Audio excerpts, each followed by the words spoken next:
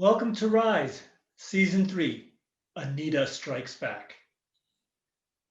From Lausanne, Switzerland, where the federal government has recently initiated the strongest lockdown measures since last April, I am Professor Demian Hodari of EHL Lausanne.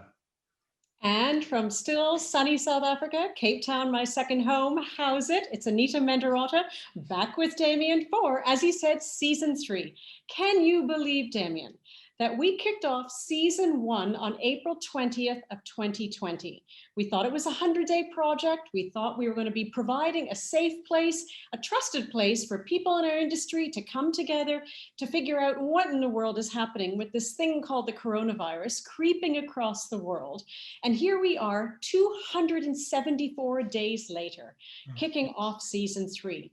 It is remarkable if we think about it, because in many ways, as I say, January 2021 feels like month 13 of 2020. We still have a long way to go. We still have many challenges ahead, but that is exactly why Rise is doing Season 3. We wanted to create a place where people would come together with viewers, for viewers, because of our viewers around the world. And we have Season 3 with some great surprises. In addition to Demian being back wearing, it looks like exactly the same thing you were wearing in that photograph. It's true. I'm presuming it's been dry cleaned. What we also have in our in-between weeks, because Season 3 is going to be broadcasting live every other week, starting from this week. Every second week, however, we have a great new blog checking in called Rise and Shine. It's on our website, rise-weekly.com, and it will be there all the time for you, the viewers, whenever you want to see it. We also have some great social media that'll be pumping out. So from every direction, every part of the world, Rise is here for you. But this week, Demian, tell me, what's going on? Well, over the last two seasons, every week we've looked at different industries. We've looked at restaurants, we've looked at airlines, we've looked at hotels, and we've brought in some executives for that. But to start off Season 3, and the fact that this crisis just doesn't seem to ever be ending, we thought it'd be really valuable to speak with some executives who have been through multiple crises and have managed through them to different degrees of success and try to understand what have they learned from past crises that is helping them manage through the current crisis. We've got two great guests with us today on today's episode, Been There, Done That. And before we bring them on, as always, one of the things we'd like to do is hear from the audience. So we've got our first poll of Season 3, asking everybody to take a few seconds to read this over and answer the question, please.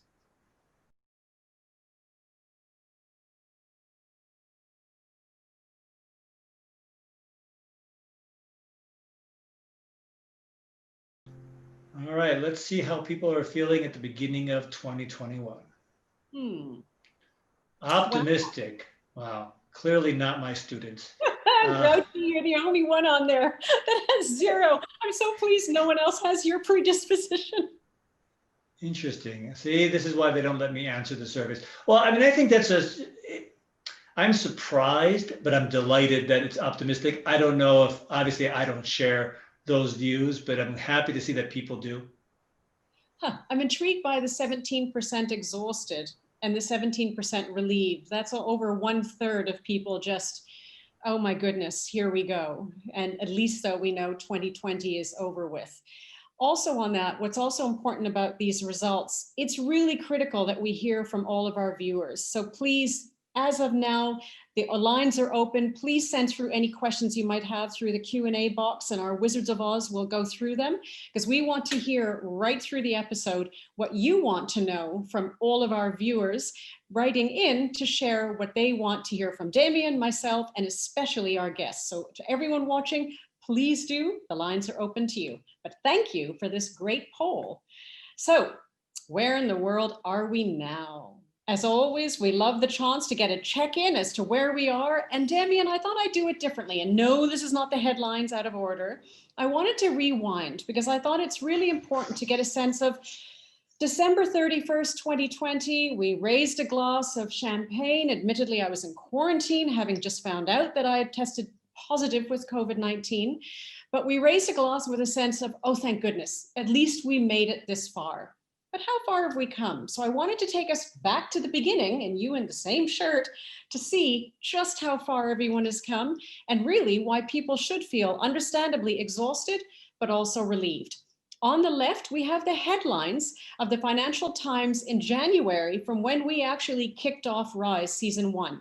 And that was very much about ultimately saying Hong Kong is scrambling to stop the virus.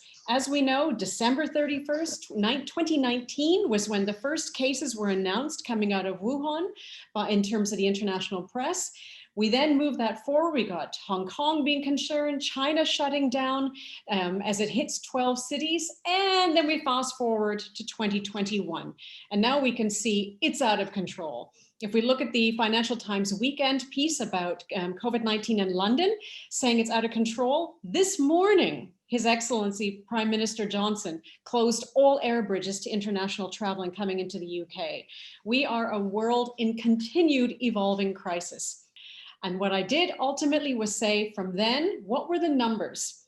When we kicked off season 1, we had 86,000 cases that were being identified at that point in time, 162,000 worldwide, 162,000. We are now at 2.2 million cases back then. We're now at 90 million cases of coronavirus around the world. What's terrifying is that if we look at the US as an example, over 3,000, just under 4,000 people are actually dying every single day from COVID. That is more fatalities than 9/11 at one single event. It's just painful what's happening. The virus is mutating, it's evolving, it's continuing, and 2021 is going to be another year of challenge. What does all that mean? What does it mean about the headlines? What does it mean about the WHO numbers for travel and tourism? And what's quite scary is what the UNWTO put out as a 2020 in review. Our tourism statistics, we've lost a billion international arrivals in 2020, bringing us down to 1990s level. Absolutely terrifying. Up to 75% of international tourism was lost last year. And that was based on 3 to 5% annual growth for the last decade. So completely unexpected. What saddened me even more so was to see the actual bookings in terms of air reservations going forward. These are down 80%. What does this translate to? If air bookings are going down 80%, that means the Northern Hemisphere spring and summer season are going to be badly, badly damaged. So as we can see, the hangover in terms of impact at a tourism level, social level, economic level, and also cultural level is going to be severe. And as the UNWTO says, we don't anticipate there being recovery until 2023. We've got a long way to go, Professor Hodari. Over to you. Yeah, so what are governments doing about this? Like both of the last two seasons, I want to begin with Oxford University's Government Response Stringency Index, just to take a look at how governments are responding. And you can, with a quick glance, see that most countries have raised the level of lockdown restrictions compared to 2 or 3 months ago. Most notably, I think, is the example of Sweden that we've been following over the last year, that has followed a very different path with a lot less lockdown in the early days. But if you look at their line here, it's really spiked upwards, demonstrating that even the Swedish government has started to recognize that they need to install stricter measures to combat the spread of the virus in their country, maybe suggesting that that policy of letting it run its course has not worked so well. You can see Italy as well, back up to higher levels than ever before. And we're seeing that in most countries here in Europe and around the world. Second thing I've got for you is European hotel occupancy. And I think it's interesting to note that while we did improve over the summer and had occupancies only 50% worse than the previous year, we're back down to around 80 or 85% worse than last year. So year on year, things are almost as bad now as they were at the beginning of the lockdowns in March and April. And all indications are this is going to get even worse over the next month or two. Nothing positive on the horizon for hotels. And just to remind everybody, don't kill the messenger. And third piece of data for you is I thought an interesting survey that I saw in Hotel News Now. 89% of Americans plan their travel to be more spontaneous. I love the fact that they're planning to be spontaneous because really there is no option but to. As you can see here, 35% are saying they're more likely to drop everything for a vacation this year. So on the one hand, people still really want to travel. The way they're going to do this is going to continue to evolve. And I'm particularly curious to see whether these trends of last minute booking and dropping everything and being more spontaneous, will this be a long lasting trend that lasts 5, 10 years, or will we go back to reserving months ahead of time, et cetera, like pre-pandemic? I think that'll be interesting to see. Indeed. We have some headlines for you. So what's been in the news the last week or two that Anita and I wanted to highlight for you? My first one from Hotel News Now, Marriott announces COVID-19 testing option for groups.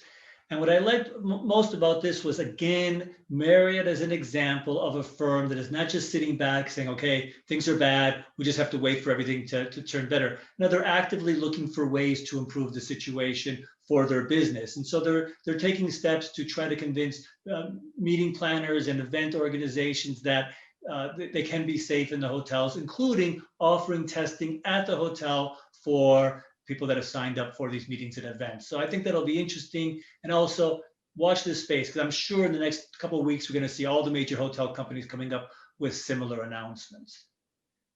My second headline, Washington, D.C. is in the news. And no, not because of the inauguration or the raids on the Capitol, but because Washington, D.C. is suggesting that it's going to vaccinate restaurant workers as essential workers as of February 1st. And I just thought that was kind of a recognition of the important role that restaurants and restaurant workers play, and not only in the economy, but in providing for people during these difficult times. And also kind of a recognition that how hard hit restaurants have been by all this, and trying to find ways to improve the situation for restaurant owners and employees. So I thought that was really interesting. Not something I expected restaurant workers to be designated essential workers. Glad to see that they are, though.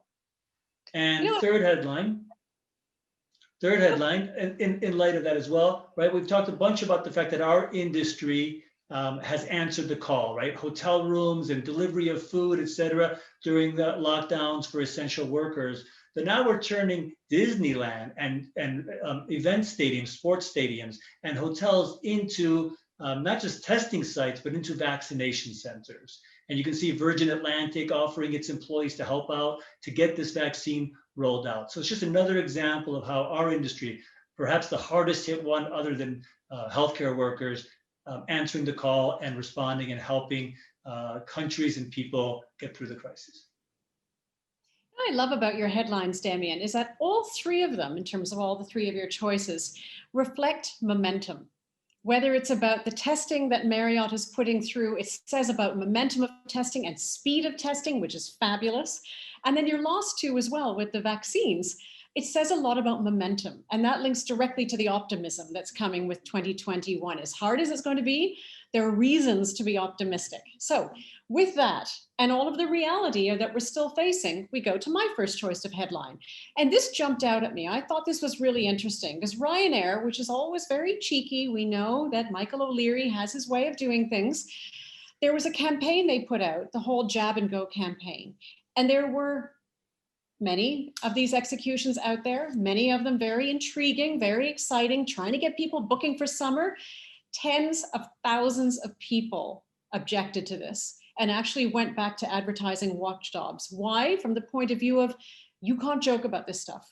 We know that one of the greatest risks when it comes to COVID-19 and all of its different mutations is not just fear, but flippancy and frustration. We cannot be flippant. And when I saw this, this hit me from the point of view of anyone reading that ad in a newspaper, online, what if they had lost someone? What if they were still suffering the long tail of COVID, which distinctly, it does not go away. It's a riddle that moves around your body, and it's a scary thing in terms of how far it will go. That really hit me in terms of one can take away some of the fear, but don't desensitize what's going on. And speaking of sensitization, I took it to my next one. And I thought this was classic. It also links to a conversation I had with a friend of mine who is a plastic surgeon, and no cheeky comments, please. I was all ready. a friend of mine, not my doctor. And it was basically saying, and he was saying that his operating theater bookings have been completely booked out until the end of March. Because not only are people having to stay home, they can't travel, so they have all this money and they want to spend it on themselves, but they're scared what they're seeing on Zoom. So they're saying, oh, this is a good time for plastic surgery. I have to stay at home in lockdown. No one's going to see. I have a mask on. People might not be able to tell. Now is a good time to deal with those little laugh lines / crow feet. So I thought this was great. And it is a subject we're going to be looking at in closer detail in a future episode of Rise. So stay with us on that. And Demian can give you some recommendations on plastic surgeons afterwards if you want to know.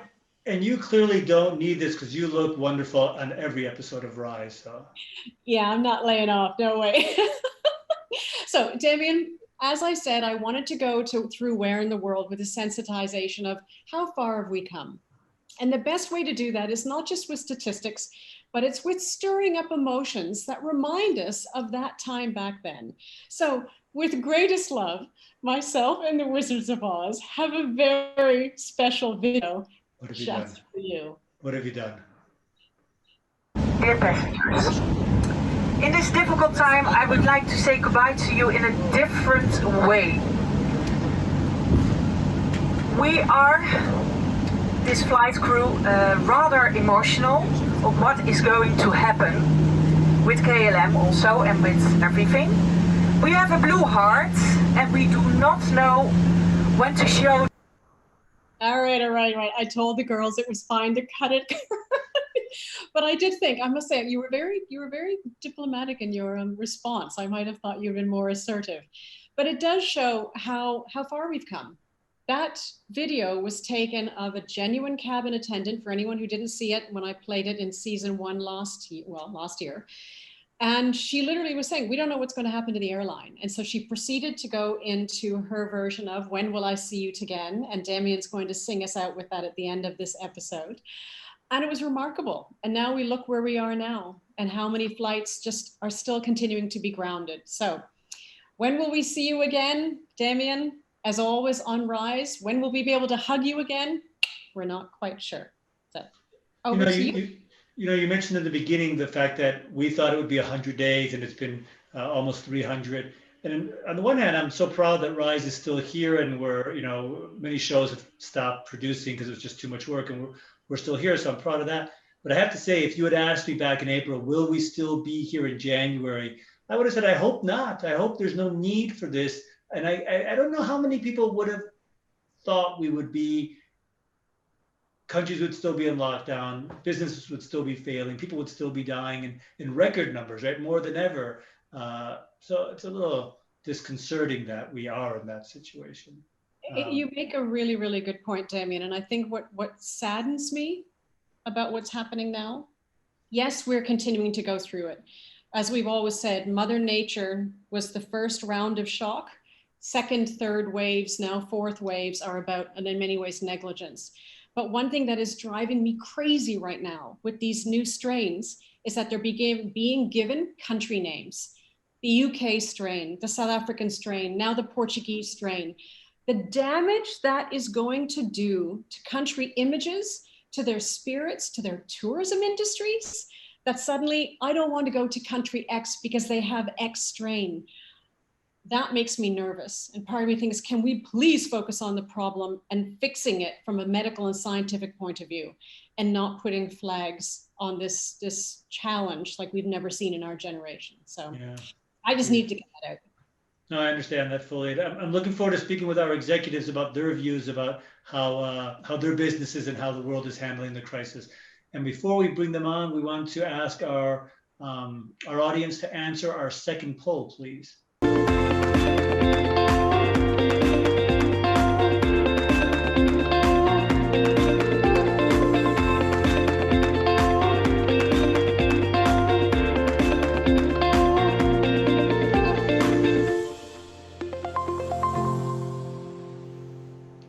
Let's see what people think about travel. All right, Anita, people should feel free to travel internationally if they have tested negative, followed by only if it's essential, followed by only if they've been vaccinated.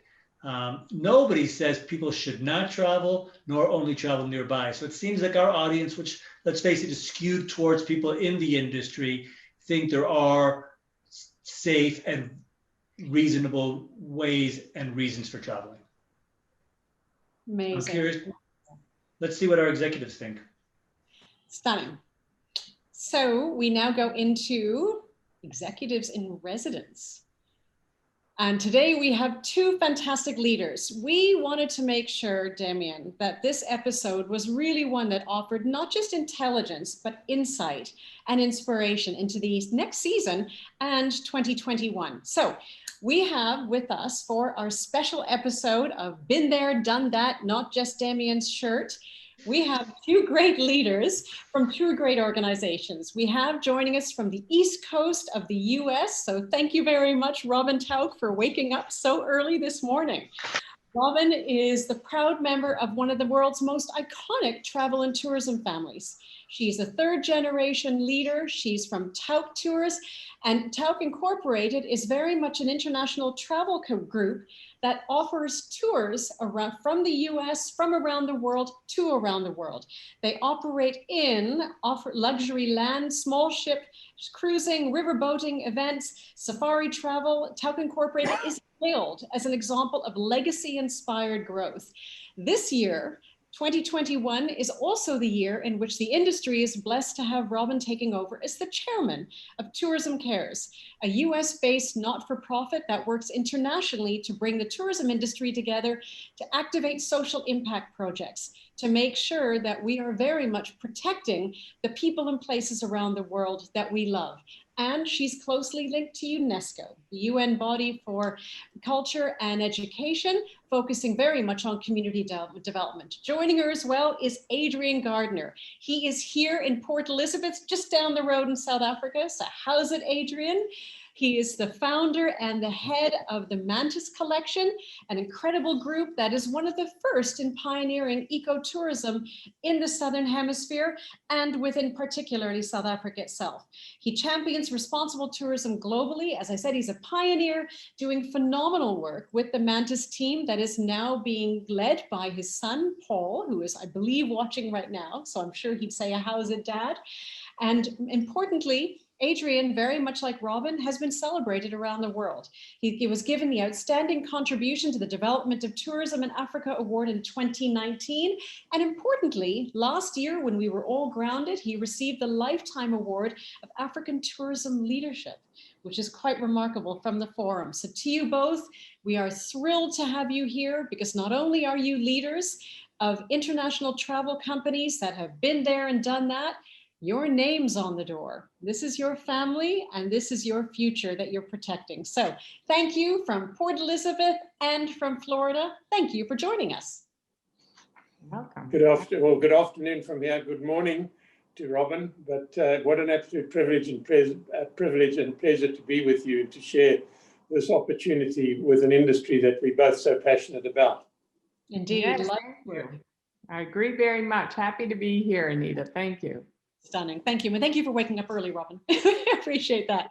Question to you both. You saw the polls. You saw what people are saying in terms of should people be traveling again? And if so, under what conditions? What did you think? Robin, what was your response to the polls? Actually, I took the poll myself as it was up on the screen, and I agreed with both of the questions. The latter question on should people be traveling, you know, that's a big question. The should puts a lot of power into that statement. But I will say that as part of the larger travel industry and the work we're doing at the WTTC with leaders of many companies, the overarching feeling is that it should be open to travel for those that are vaccinated. And I would add to that and agree to be vaccinated in their host country. Is very important to me and to our industry that we have that double test going on. And, you know, there's many ways to contract this COVID disease. Should we be waiting for the vaccination? That really eliminates a large portion of travelers, certainly younger travelers, those that don't have access to the vaccine.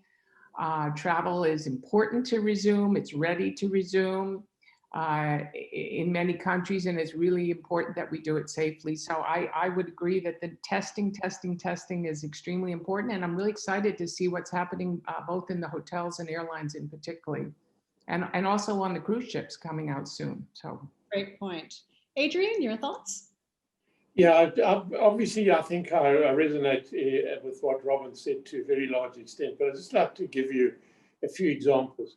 Obviously, in Africa, when we travel in Africa, you can't visit certain countries unless you have vaccinations on certain yellow fever or whatever. So we carry a little book with us. So I think it's going to become a habit that you're going to have a vaccination certificate. But I mean, obviously, to get the worldwide people vaccinated is going to take a long time. So we've got to be very professional in how we test. Now, I'll give you an example, is that that we are quite big in Rwanda. We have 5 properties there. And my son and partner in our travel business, Giltedge, has just been there, and he's there now. And he said it was absolutely incredible. It took exactly 20 minutes from the minute he got into the airport arrivals, where he was tested, he did his customs, then he was sent to a hotel to wait there, and he waited there probably about 10 hours, which was at night anyway, to get the certificate to say that he was COVID-free. In other words, he had tested negative. So there are ways of doing it. So I think what Robin says is test, test, test. But, sadly, I've heard of people who've tested negative and then they are positive. So, and then you get on an airplane and, then you infect so many other people. So I think we're still in the early stages. But, if we can get the vaccination going as quick as possible, have the certificate, I'm sure we're going to all feel very much more comfortable.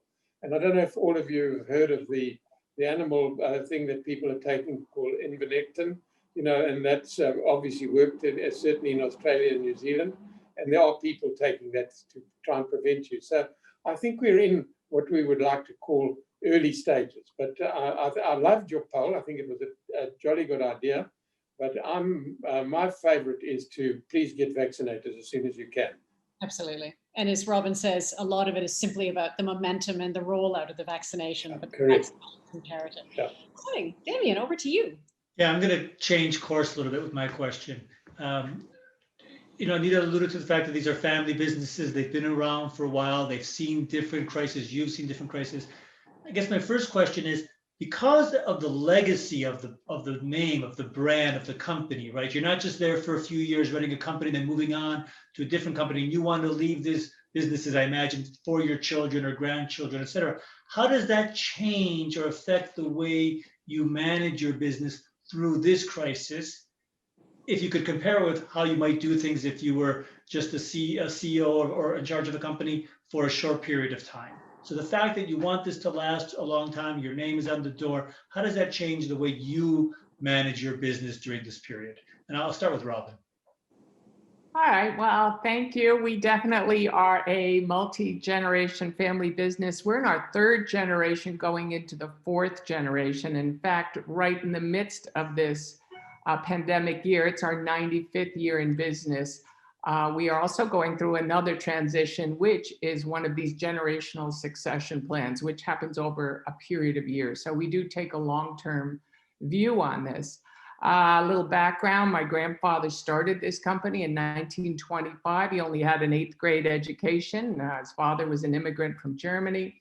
And he faced 2 of the largest crises that a small fledgling upstart, we had license number 1 of a tour company in the United States. And that was, of course, the Great Depression, which ceased his operations for a while, and also World War II. So we have not ceased operations in over, 60 years now. That's a big change for us as we've got programs all over the world. And crisis, yes, I personally have managed through the 9/11 crisis and a number of epidemics and natural disasters. And what's different about this crisis, particularly being a family business?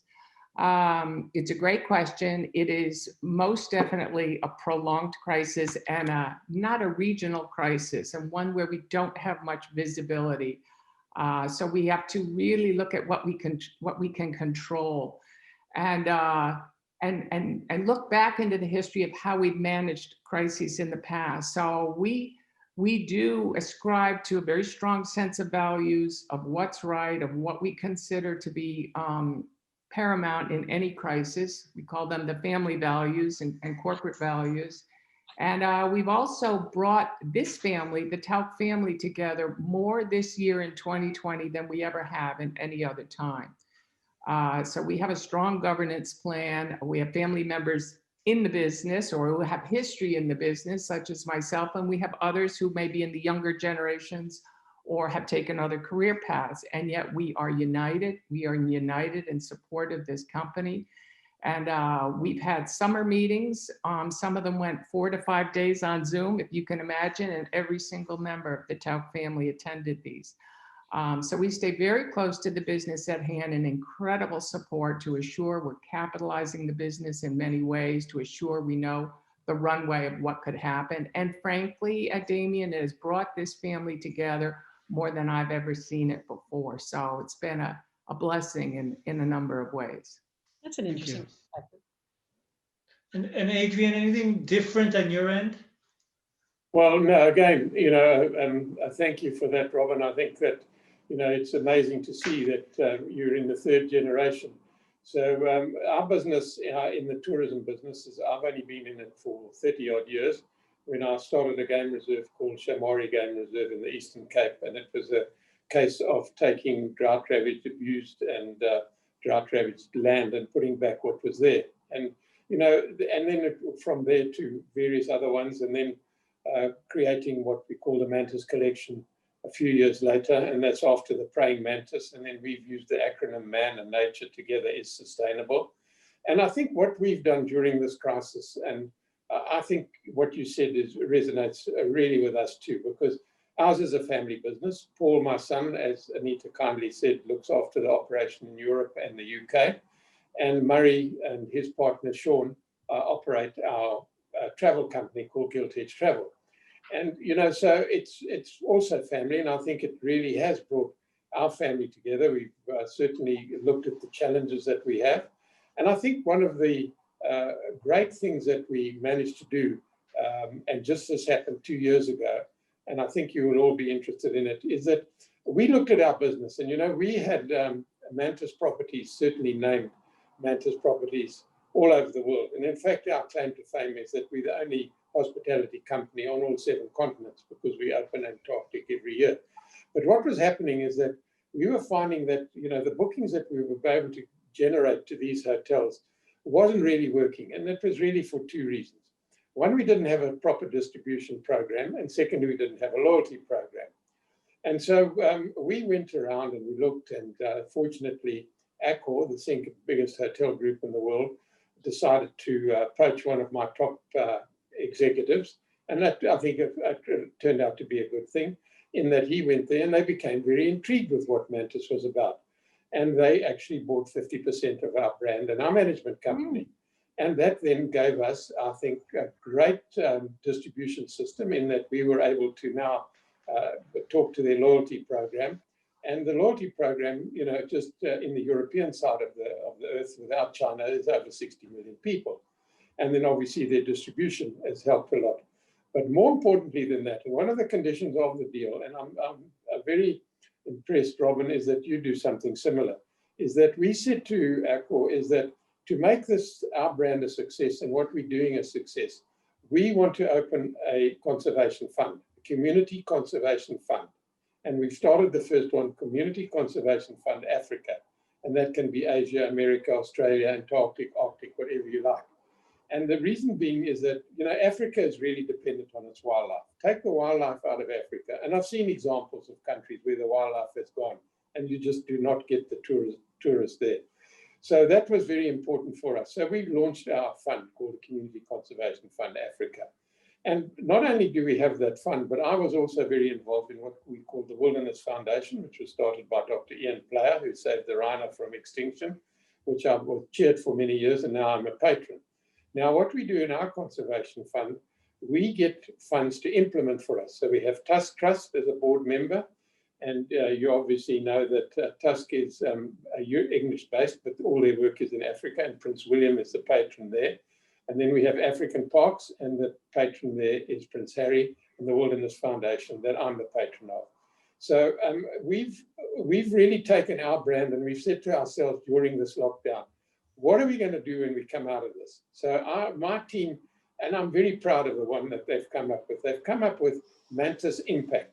So they want to say to each property, look, this world has changed now. What has COVID done to us? How can we impact? And to give you an example of some of the impacts that we're doing, is that, we're going to, there's a lot of, believe it or not, there's medical people here unemployed.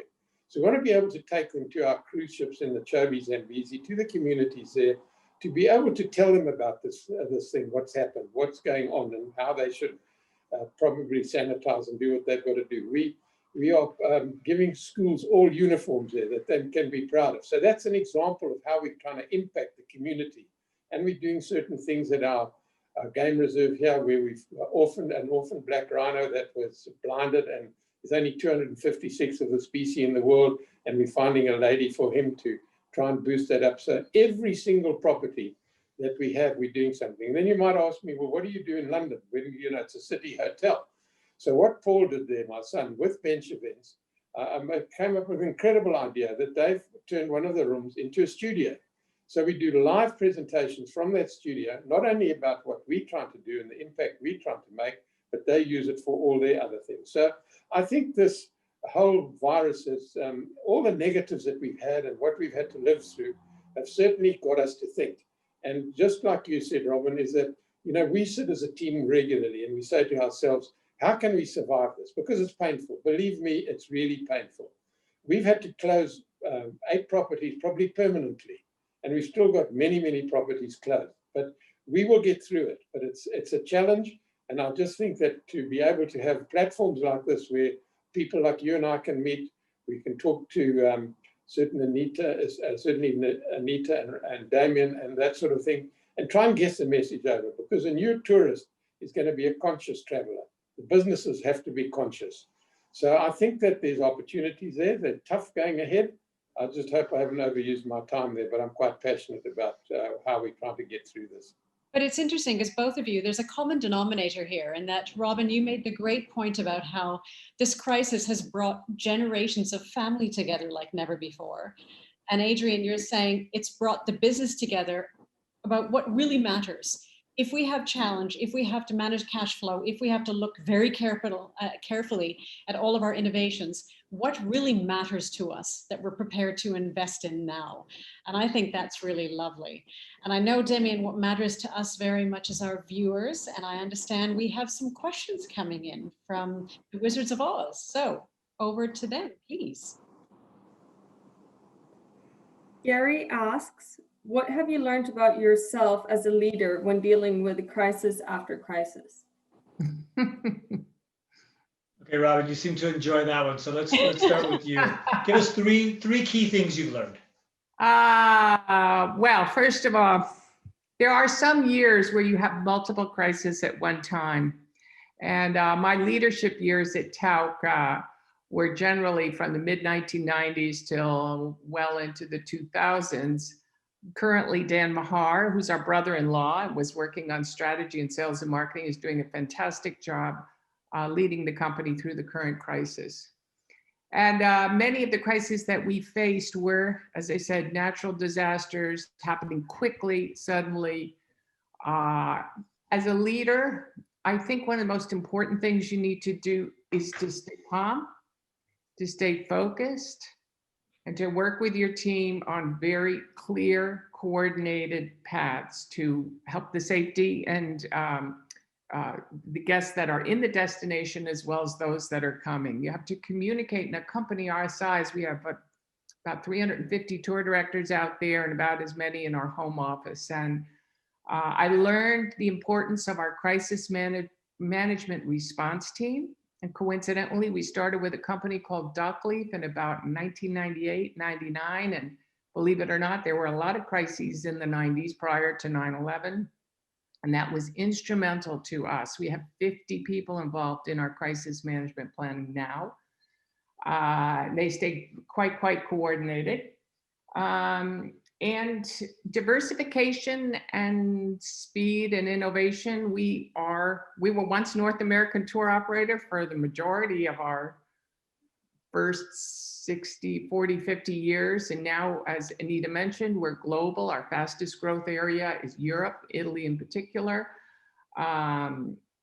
We need to be nimble. We can open up different parts of itineraries or ship deployments and expeditions where we can move some clientele quite quickly. So I think allowing your company, especially a legacy company, to look at new ways of attacking a situation is very inspiring to the employees and really helps you to get to some swift decision making. And generally we find, honestly, generally our customers go with us. They trust TAUCK. They've seen us handle crises in the past. And they generally, and even in this COVID crisis, are staying with us for the following year or the following season. So lots of things to talk about in leadership in a crisis. And Adrian? Yeah, well, I think the first thing that I've learned is how to do Zoom. But I mean, besides that being a joke, is that, at least we can communicate regularly and see each other. So, because of our diverse portfolio, so we're all over the place. So to be able to communicate and just show some form of leadership and be positive, even if it's not opposite each other. So we've learned how to manage our business without having to travel to everywhere. So, and that's not easy. And I think that really our team at the top has been phenomenal in that, we faced some really tough crisis. In other words, we've had to retrench a lot of people. And I think that's quite sad, when you see that. But then we've tried to, as much as we can, make sure that their families are still okay. We have a fund, which is the International Fund of Accors, where we try and give food parcels to those that are unemployed by us that we can't afford. And, so it's been challenging from the point of view is to just try and see how we can keep people alive and and then obviously the big thing is to keep everybody motivated. Now, you've seen it, Anita, you're living here now at the moment, just when everybody thought, okay, well, everything will be okay. Last weekend, everything was going to be lifted. Our beaches, we could get back to normality. Everybody was going to come back to the office today. And, we had to change all that again. So, and I think people are wanting to get back to the office. I mean, whilst we've been very careful, and we've had to be because we know what it's like here, I think the leadership here is also to be aware and to take note of just how dangerous this virus is. So, it's all very well to say, let's get out there and travel. And I think where I'm envious of Robin is that, she's got people that follow her because they've traveled with her a lot. And we have the same in Gilt Edge. But if you think of our hotels, except some of the city hotels like the Draycott in London, where we do have return guests, but the majority of our properties where it's a lifetime experience that they go to, it's new people that we have to find all the time.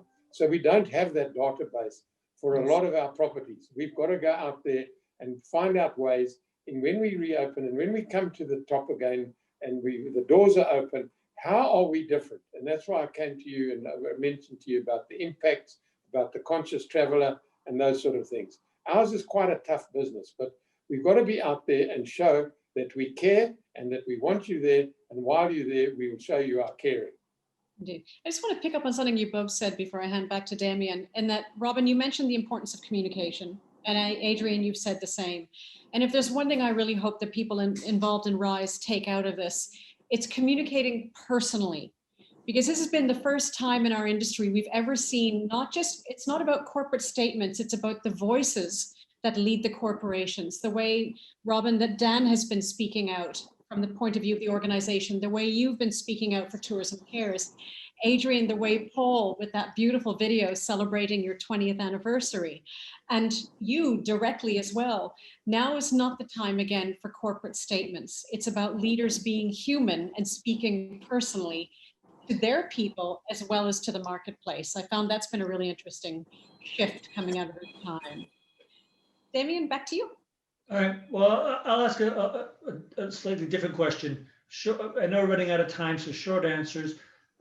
What have you noticed evolving in the world of travel that you think will have a long-term life in our industry? Sort of the long-term implication. Are you noticing a change in the way people travel, the way companies are run, that you would say, here is something that was spurred by this crisis that will be with us much longer, much after the crisis ends? And I'm going to let Adrian go first. You know, we've obviously thought about this one quite a lot, and I'd be interested in Robin's obviously answer to this, is that we sort of expect when people travel going forward that they will go to what we'd like to call a boutique type operation, you know, smaller stuff. They don't want to be involved in, I don't know, whether, you know, if you get a whole tour bus full of people or take off half the airline and all the rest of it. It's not our business, so I wouldn't know.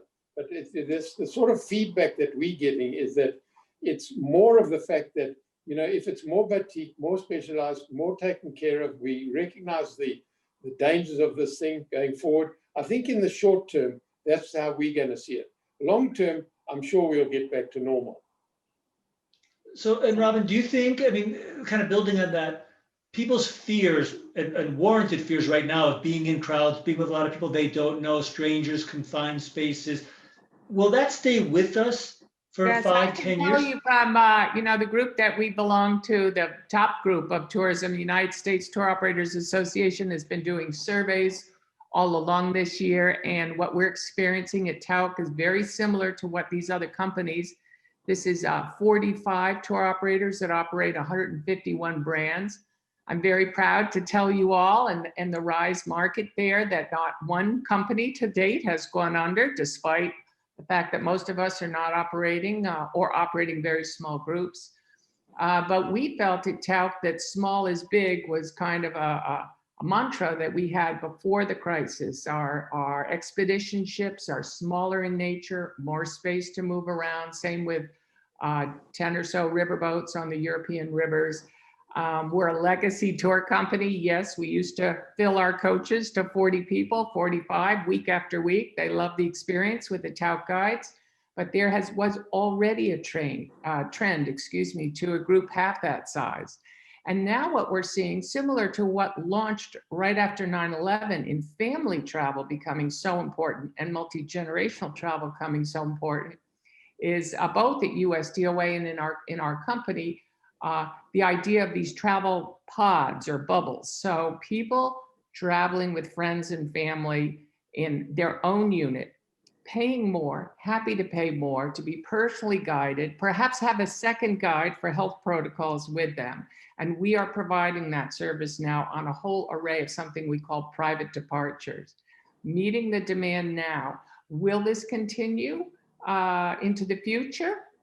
Maybe. I still think being a leader and a family company in tourism, part of the magic of the group experience is the people you meet, the like same people, is the opportunity to get some of the greatest speakers to engage with a group that's a larger size than 6 or 7 or 8 people.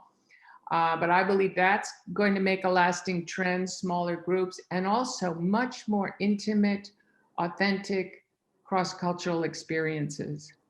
I think when we go to visit South Africa, your country now, we're going to want to know more about how you got through this crisis. We're going to understand more about the communities that are hosting us than, say, simply being on the wildlife expedition.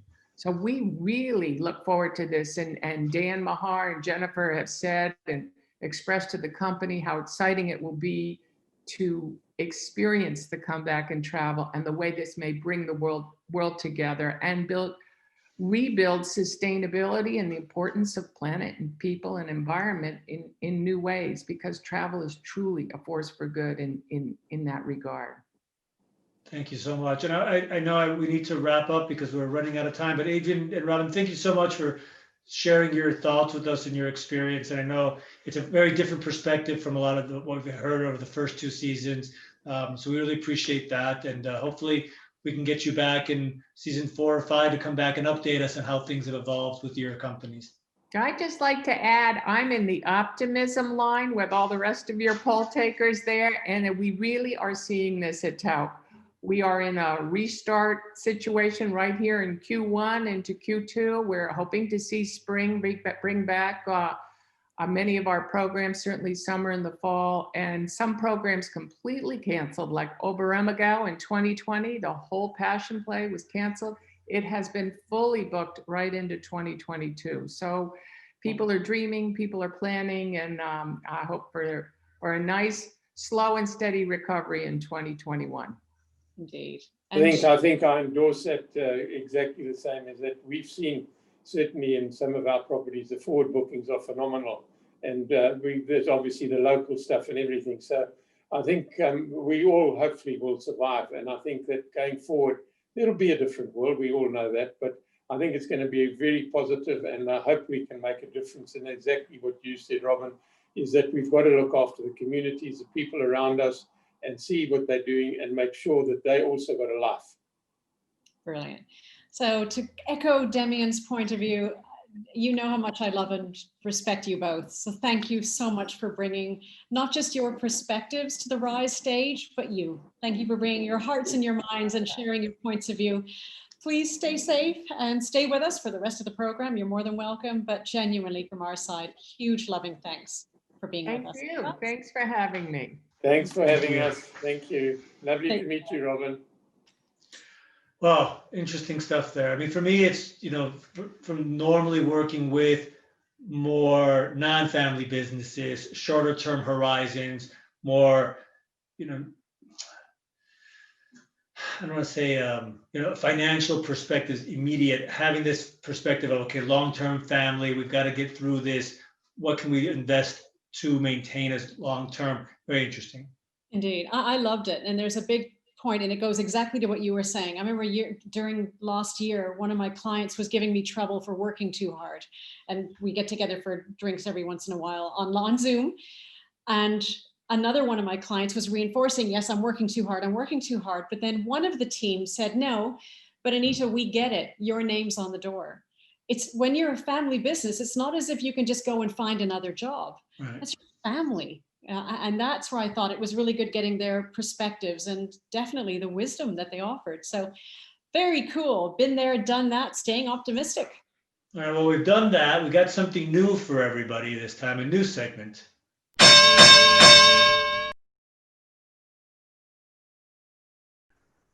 All right, so what we decided was Anita and I wanted to have a little bit more fights. And so we've taken a topic that we're going to debate just briefly and take two different perspectives and then see what you guys think. And then we look forward to having our audience suggest things they'd like us to debate going forward. So Grace, what are we just debating today?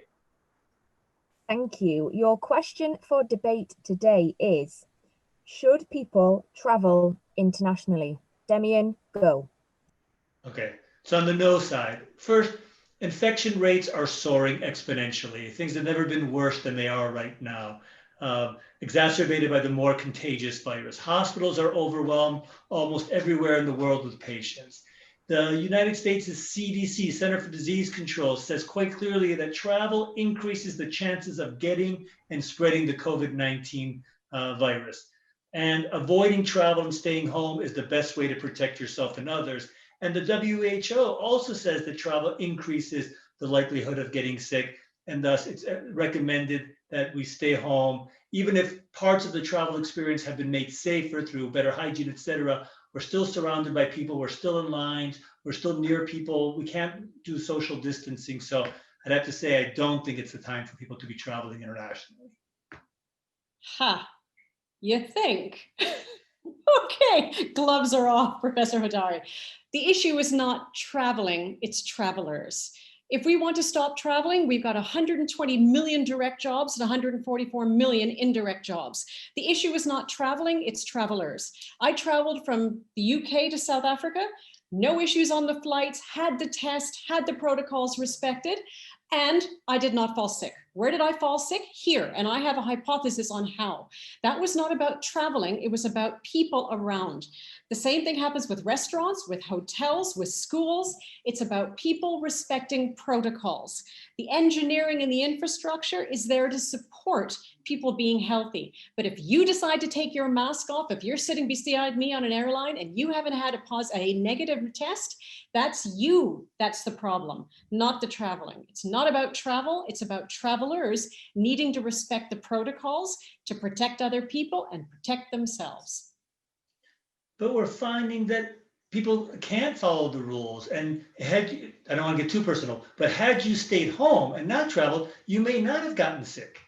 And so I think what we're saying is we can't control the environment we're in. There's too many people who want to travel. We can't control them in the supermarket, let alone when they travel. So I think I don't disagree with you. Of course, it's the travelers, but since we can't make travelers do it safely in large enough numbers to warrant it, we can't travel. You're going to shut down the biggest employer economic industry in the world, the fastest growing, the best for peace and unification and understanding. Because someone doesn't know how to behave, you motivate them to behave. His Excellency President Ramaphosa, when he reimposed Tier 3, he insisted masks over your nose and your mouth. People will be financially fined if they're not wearing their masks correctly. You break curfew and you're out after 9 p.m., you will be fined. We are all under prohibition.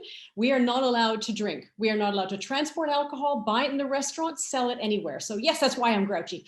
But I will not have the champagne out of respect. Don't shut down an industry because the people who are there to keep the industry alive are killing it. That's the difference. Last comment. The industry is only going to survive if we defeat the virus. And we're not going to defeat the virus and get economies back until we all stay home and lock this thing out. The more we travel, the more we're out doing things, the longer this is going to last. We are the industry. It's the same way that the only way kids are going to get back to school and learn properly and have social interaction is when we defeat the virus. You're damn right. Sorry, shouldn't have said that.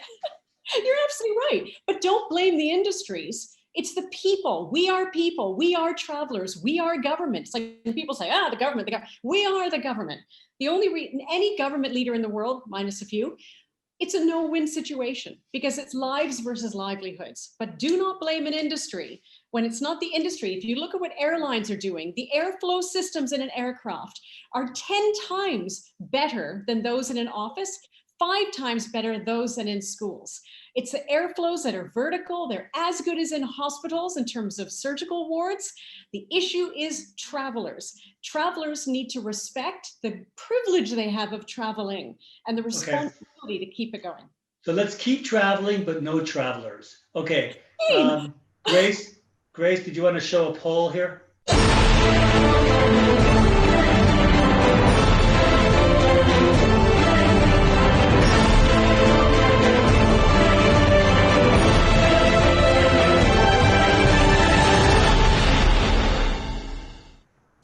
We need a drum roll. I know. I don't know when to stop the poll. I guess that was an easy one. If I don't win, it's okay because I can't get champagne anyway. I didn't really think it was about winning. I think it was more about whose view do people more agree with. Oh no, rubbish. You would turn around and say, I won. And the winner is, seriously? I won. It was a contest. Oh, wait, I need to get a picture of this. Hold on. Do not move close that. Close the screen. Oh, thank you. All right. Well, I have to say, I wish I was wrong, right? We need people to travel. I agree. I just find it hard to, when people ask me, hey, you think it's okay if I travel? I say no. I say, if you don't have an emergency, a medical reason, don't travel. This is not the time to do it. And, we haven't as a family, so it's tough. All right. I know we're running out of time. Travel. So, all right. That was my courtesy win for you. Okay. I look forward to the next one. That was fun. So we've got a new episode in 2 weeks, trading spaces, going places. We're looking at industries like home sharing with someone from Airbnb. We've got Uber Eats going to be on the show with us. Interesting people talking about the way those industries have really capitalized and found ways to even push themselves further given the crisis. Very cool. But between now and then, as we said, every other week, we're going to be having a live program. So we'll see you back on February the 1st. Between now and then, we will have this episode online very, very soon. So you can check it out as well as all the other ones from the past. In addition, we've got a great new blog checking in. We all need to keep checking in and make sure that we're keeping calm and carrying on. And we have a great new blog, Rise and Shine. So please do go to our website, rise-weekly.com, to see that and some great commentary. Remember, again, we're every other week. See you on February 1st. And thank you again for joining us for season 3. We are so grateful to have everyone with us. This is for you, with you, because of you, but it's helped us as well. And we're really grateful for everything you've done, contributed. Keep the emails coming in, letting us know, what do you want to know more about? What do you want to see? When do you next want to see Demian wearing his shirt? But from my side, as always, stay safe, stay strong, in some cases, stay home, stay hopeful, and stay with Rise. We'll see you on February the 1st. Bye, everybody.